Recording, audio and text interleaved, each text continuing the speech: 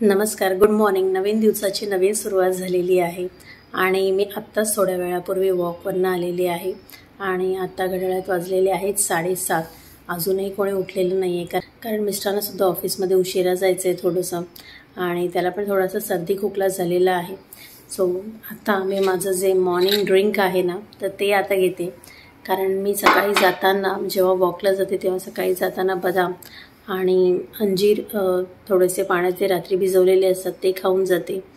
त्यामुळे थोडीशी एनर्जी येते आणि बाहेर सध्या एवढी थंडी आहे ना की सकाळी उठल्यानंतर पाण्यामध्ये हात घालायलासुद्धा कसं तरी होतं. खूप गारवा आहे आणि मी तर असं ऐकलं आहे की अजून हा गारठा वाढत जाणार आहे. खूप छान. तर आज आहे माघी गणेश जयंती. सर्वांना माघी गणेश जयंतीच्या खूप खूप शुभेच्छा. तर आज मी संध्याकाळी आमच्या ज्या ओळखीच्या काकू आहेत ना त्यांच्याकडे दर्शनाला जाणार आहे. चपाती आणि सुरणाची भाजी आणि आज दुपारचा जो मेनू आहे तो आहे कढी पकोडा, कारण हर्षितचा फेवरेट आहे. त्याला फार इच्छा झालेली आहे कढी पकोडा खायची, तर आता तोसुद्धा बनवणार आहे. तर सर्वात पहिले मी हे ड्रिंक माझं पिते आणि त्यानंतर किचनमध्ये जेवणाची तयारी लागते. तर माझी जी कढी पकोड्याची रेसिपी आहे ती कदाचित वेगळी असेल, मला माहिती नाही, पण ज्या पद्धतीत मी कढी पकोडा बनवते तो कसा बनवते हे सुद्धा मी आज तुमच्यावर शेअर करणार आहे. आता सध्या काय होणार आहे माहिती आहे, जे मला वाटते की रोजच्या रोज मी तुमच्याबरोबर बऱ्याच साऱ्या रेसिपीज ज्या आहेत त्या शेअर करणार आहे. कारण आता हर्षित घरी असल्यामुळे 24/7 मला CCTV सारखी त्याच्यावर नजर ठेवावी लागणार आहे, कारण डॉक्टरने त्याला पूर्णतः आराम करायला सांगितलेला आहे, पूर्ण बेड रेस्ट. आणि महत्त्वाची गोष्ट मला तुम्हाला हे सांगायचं आहे की मी आता थोड्या वेळानंतर हर्षितच्या शाळेतसुद्धा मला जायचं आहे, कारण मेडिकल सर्टिफिकेट काल मी डॉक्टरकडनं घेतलेलं होतं. सो ते सुद्धा सबमिट करायचं आहे हर्षितच्या शाळेमध्ये जाऊन. तर ते सुद्धा मी करण्यासाठी जाणार आहे.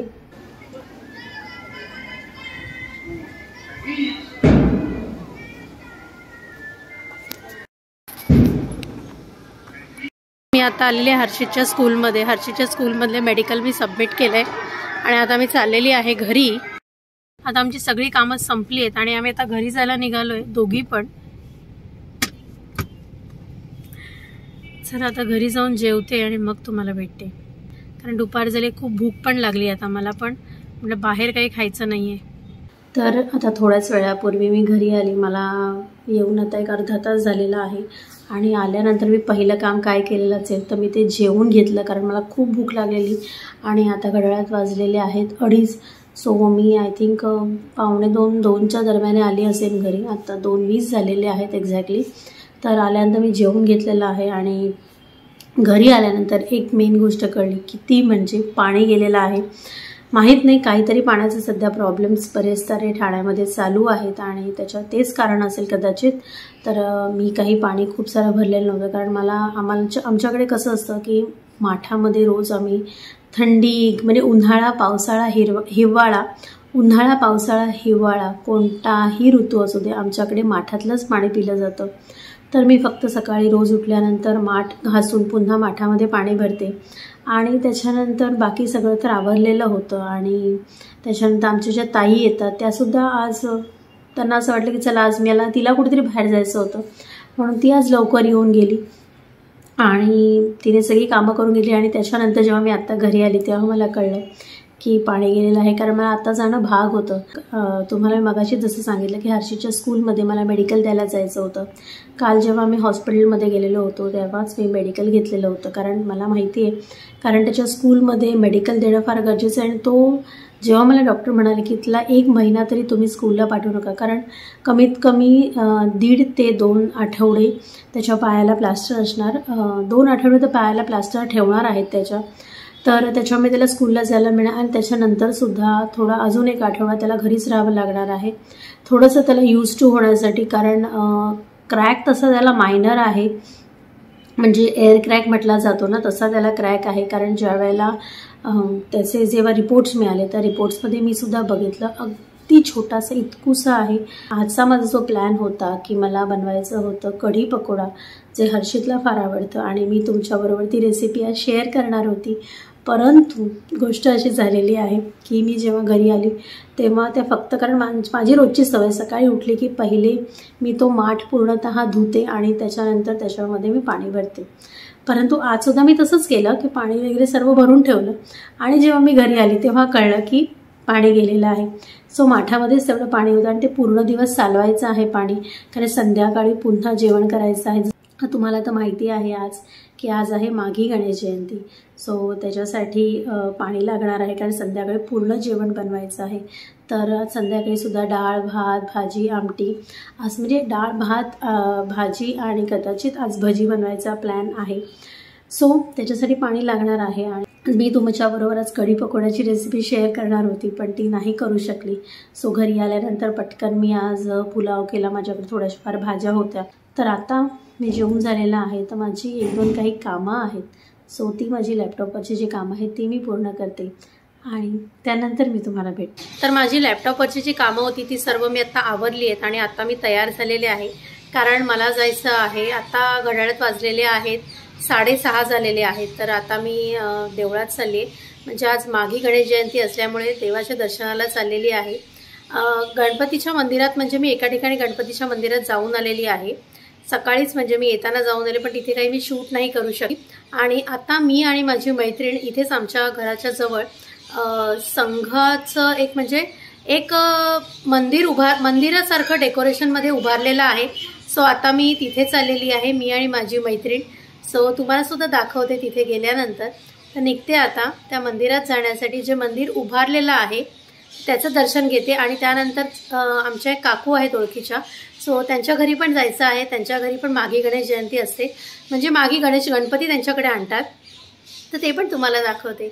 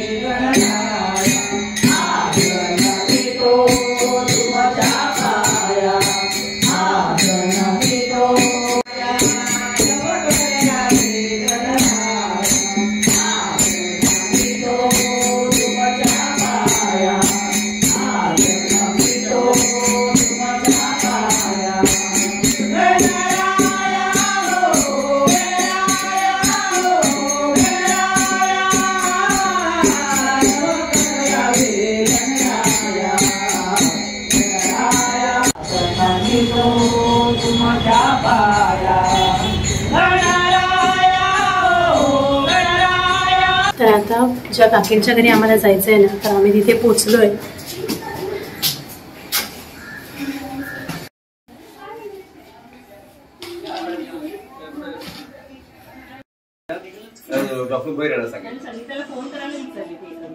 डॉक्टरांनी सांगितलं, डॉक्टरांनी बिचाऱ्या कामाच्या सांगायला माहिती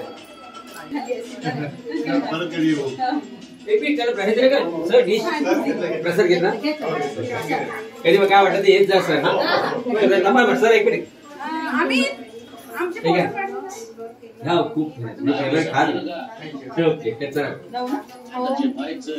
सर ते काय घरात. आम्ही ज्यांच्याकडे दर्शनासाठी आलेलो होतो तो त्यांच्याकडचं दर्शन घेऊन झालेलं आहे आणि आता मी चालली आहे घरी, कारण जेवण बनवायचं आहे. तर जेवणात आता खूप साधं बनवणार आहे, कारण खूप उशीरसुद्धा झालेला आहे मला आता मी 2 ठिकाणी गेल्यामुळे. तर आता घरी बनवणार आहे डाळीची आमटी भात, त्याच्यानंतर बनवणार आहे केळ्याची कापं, ती जरा फ्राय करणार आहे. आणि मला तर मी निघते आता घरी जायला आणि घरी गेल्यानंतर भेटते. तर आता मी घरी पोचलेली आहे आणि इथे कुकर लावते आणि कुकरवरमध्ये मी भात लावलेला आहे, म्हणजे तांदूळ लावलेले आहे आणि त्याच्याशिवाय लावलेली आहे तुरीची डाळ, जी मी बाहेर जाताना भिजत घातलेली होती, म्हणजे डाळ पटकन शिजते. तर इथे मी कुकरमध्ये तुरीची डाळ लावलेली आहे. डाळ शिजली की डाळीला फोडणी घालणार आणि त्याच्यामध्ये आज मी घालणार आहे शेंगा आणि मुळा. कारण आमच्याकडे डाळीच्या आमटीमध्ये शेंगा आणि मुळा खूप आवडतो सगळ्यांना आणि तशा पद्धती डाळीची आमटी सगळ्यांना आवडते.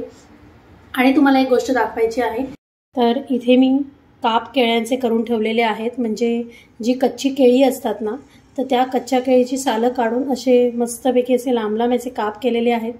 सो ते सुद्धा इथे मी आज फ्राय करणार आहे. हा असा पाण्याचा जुगाड आम्ही केलेला आहे. असं सगळ्या ठिकाणी पाणी भरून ठेवलं आहे, पर्याय नाही आहे त्याला. आणि आजची जी भांडी आहे दुपारची, ती पण तुम्हाला तिचं असेल सिंकमध्ये अशीच पडलेली आहेत. काय करणार, जिथपर्यंत पाणी येणार नाही तिथपर्यंत काहीच करू शकणार नाही आहे. हे डाळीची आमटी ती तुम्हाला दाखवते. काही जण फोडणीचं वरण असं सुद्धा म्हणतात आणि ह्याच्यामध्ये मी शेवग्याच्या शेंगा आणि घातलेला आहे मुळा आणि शेवग्याच्या शेंगा आधी मी बॉईल करून घेतल्या आणि त्याच्यानंतर ह्याच्यामध्ये घातलेल्या आहेत. सो ह्या बाजूला माझी डाळ पण तयार झालेली आहे. आम्ही तरी याला डाळीची आमटी म्हणतो, काही जण फोडणीचं वरण म्हणतात किंवा काही जण नुसतं वरण म्हणतात. सो तुमच्याकडे ह्या पदार्थाला काय म्हणतात हे मला कमेंट करून नक्की कळवा. आणि आता ह्या बाजूला मी बनवणार आहे हे जे काप आहेत ना केलेले केळ्याचे, तर ते फ्राय करणार आहे. तर ते कसे फ्राय करतात ते मी तुम्हाला दाखव. तर सर्वप्रथम हे जे काप आहेत ना, ते मी मिठाच्या पाण्यात घातलेले होते आणि आता मी याच्यामध्ये घालणार आहे हळद. ही हळद आहे. त्याच्यानंतर इथे मी 2 चमचे लाल तिखट घालते आणि अर्धा चमचा जिरा पावडर आणि त्यानंतर याच्यामध्ये मी घालणार आहे मीठ आणि हे सर्व असं त्याला लावून घेणार आहे. सगळ्या केळ्याच्या कापांना हे सगळं व्यवस्थित लागलं पाहिजे आणि हे असंच 5 मिनिटं हे असंच ठेवायचं आहे, जस्ट लाईक अ मॅरिनेशन. पण तशी काय मॅरिनेशनची गरज नसते, तुम्ही लगेच जरी फ्राय केलं तरी चालेल. फक्त हे जो मसाला आहे ना, तो सगळ्या कापांना लागला पाहिजे. हा अशा पद्धतीत सर्व कापांना लागला पाहिजे. आणि ह्या बाजूला मी घेतलेला आहे तांदळाचं पीठ आणि रवा, हा सुद्धा मला इथे मिक्स करून घ्यायचा आहे. आणि ह्याच्यामध्ये मी थोडंसं मीठ टाकणार आहे, कारण जर समजा ह्याच्यात मीठ कमी असेल तर ह्याच्यामधलं मीठ जे आहे ते ह्याला व्यवस्थित कोट करून घेईल. सो त्याच्यामध्ये मी थोडंसं मीठ टाकते. तुम्हाला पाहिजे असेल तर टाका, नाही टाकलं तरी चालेल. थोडंसं मीठ टाकलंय आणि हे आता मिक्स करून घेते. चला तर मग आता हे फ्राय करते मी. तर मी इथे घेतलेला आहे पॅन आणि ह्याच्यामध्ये मी तेल टाकते. हे अशा पद्धतीत आणि ह्याला थोडा वेळ मी मॅरिनेट करायला ठेवलेलं होतं, एक 5 मिनिटं. सो आता हे मी जे आहे ते ह्याच्यात गोळवणार आहे आणि मग ह्या पॅन मध्ये मी फ्राय करायला घेणार आहे. सो गॅस थोडासा फास्ट करते, ज्याच्यामुळे तेल लवकर आपलं तापेल. तर आता फ्राय करायला घेते मी. सो एक एक असे ह्याच्यात गोळवायचे आहेत आणि अशा पद्धतीत फ्राय करायचे. आणि तुम्हाला एक सांगू का, जेव्हा मुलं काही भाज्या खात नाहीत तर त्या टायमाला तुम्ही हे नुसते जरी असे फ्राय करून दिलेत ना, तरी चपाती बरोबर जरी तुम्ही खायला मुलांना दिलेत ना, तरी खूप छान लागतात. कारण आमचा हर्षी तसंच खातो. कधी त्याच्या आवडीची भाजी, म्हणजे त्याच्या आवडीची भाजी नसेल ना, त्या दिवशी मी हे करून देते किंवा मग त्याला पापड चुरी वगैरे करून दिली ना, तर तो चपाती बरोबर मस्त जेवतो. इथे हे मस्त फ्राय होत आहे. हा जो ऑप्शन आहे ना, जे नॉनव्हेज खात नाही त्यांच्यासाठी हा मस्त ऑप्शन आहे. असेच तुम्ही वांग्याचे काप सुद्धा करू शकता. जी आपली भरताची वांगी असतात, सो ती सुद्धा तुम्ही काप असे करून फ्राय केलेत ना, तरी खूप छान लागतात. काहीतरी वेगळं. आणि हे शॅलो फ्राय नसल्यामुळे तेल पण कमी जातं. पण आज मी जरा तेलाचा वापर केलाय. या आपल्या ज्या भजी आहे ना, ती शिजते. जरा पलटी मारून घेते. पलटी पलटी पलटी येस, पलटी मारलेली आहे आणि ते पण मस्त शिजत आहेत. छान असा अरोमा येतोय. सो हे मस्त शिस्त आहे. तर तोपर्यंत ताटं घेते जेवणासाठी. माझं जेवण जेवून झालेलं आहे आणि मी तुम्हाला दाखवते हर्षितचा पाय कसा आहे तो. हर्षित सुद्धा इथे जेवतोय. हाय कर सगळ्यांना. हर्षित हाय. कसं वाटतंय तुला? चांगलं वाटतंय. दुखतोय पाय? नाही ना. मग काय मग दिवसभर काय केलंस घरात? दिवसभर काय नाही, थोड्या वेळ अभ्यास केला, थोड्या गेम खेळले आणि स्कूलला मिस करतोयस? आज स्कूलच्या टीचर तुझ्याबद्दल खूप छान छान सांगत होत्या. म्हणजे चांगला मुलगा आहे. बराच वेळ टीचर बोलवत्या माझ्याशी. मग काय नाही, स्कूल मध्ये मित्रांना मिस करतोय मी. आज तुझे एक दोन मित्र पण मला भेटलेले, तर तेव्हा ते विचारत होते हर्षित कसा आहे म्हणून. ते येणार आहेत कदाचित तुला भेटायला. स्कूलमध्ये तुझे फ्रेंड्स तुला येणार आहेत भेटायला. पण आता पहिल्यासारखं ना, आधी आमच्या टायमाला जेव्हा फ्रॅक्चर व्हायचं ना तेव्हा आम्हाला पायावरती लिहायला मिळायचं, परंतु आता हे असं घातल्यामुळे पायावरती काही लिहिता येत नाही. सॅड ना. चलो, तो जेवण तर झालं, आता औषध घे आणि झोपून जा.